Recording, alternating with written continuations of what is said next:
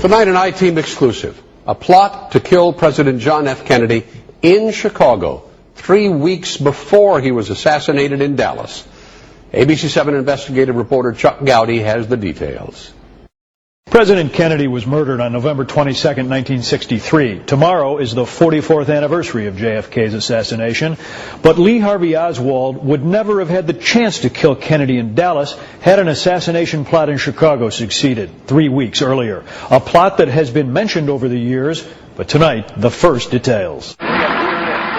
Mr. Kennedy was due to arrive in Chicago the morning of Saturday, November 2nd, to attend an Army Air Force football game at Soldier Field and ride in a parade. Newspapers had even printed JFK's detailed travel plan from O'Hare to the Loop. Although police were preparing to line the motorcade route, Secret Service officials in Chicago were deeply troubled about the visit because of two secret threats.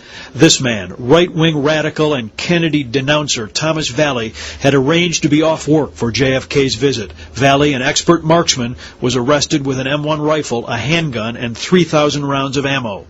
But then there was the phone call to federal agents from a motel manager, concerned about what she saw in a room rented by two Cuban nationals. Had seen lying on the bed several automatic rifles with telescopic sights with an outline of the route that President Kennedy was supposed to take.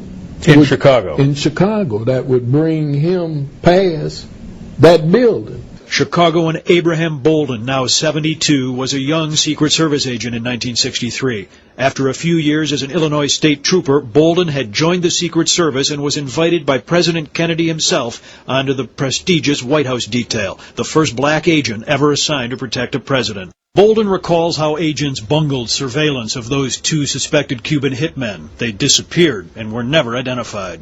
No one was sent to the room to fingerprint it or to try to get some identification or anything like that. The case was just closed. So that was the end of it? That was the end of it. On November 2nd, the president was about to leave the White House for Chicago, and Bolden says a Cuban murder squad here was unaccounted for. The morning of the game, a call was made to Washington, D.C., to the chief of the Secret Service by Special Agent in Charge Martineau, with the recommendation that the president cancel his trip to Chicago. News reports stated Kennedy didn't show because he was ill or because of a diplomatic crisis. Official investigations of JFK never determined why the president canceled Chicago November 2nd.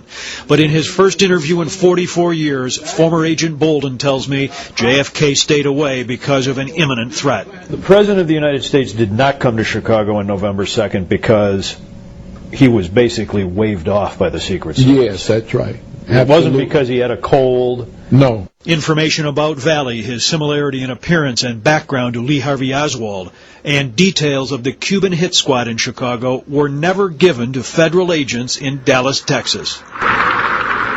Yes. That was not passed on to Dallas, correct? No, it was not. There's no evidence that they did. In this book that Bolden wrote with his late wife, due out next spring, he will cite another contributing factor in the JFK murder: on-duty drunkenness by Secret Service agents. Something has happened in the motorcade route. I told the chief of the Secret Service this, that if anything happens, an emergency situation happens with President Kennedy, that their reflexes are going to be in such a condition that they won't be able to respond. And Dallas, Texas proved that I was right. And the first unconfirmed reports say the president was hit in the head. The president's life was in grave danger due to the inefficiency of the security that was surrounding him. President Kennedy has been assassinated. It's official now. The president is dead. When that bullet struck the head of the president, it struck me too, because I saw it coming. When the Warren Commission began investigating JFK's assassination, Bolden says he attempted to inform members about the Chicago plot and misconduct by his fellow agents. During that time, Bolden himself was arrested and prosecuted for soliciting a bribe from a counterfeiter, and he served a 6-year sentence. He claims it was a setup to silence him. The main witness has since recanted, and Bolden hopes now to clear his name.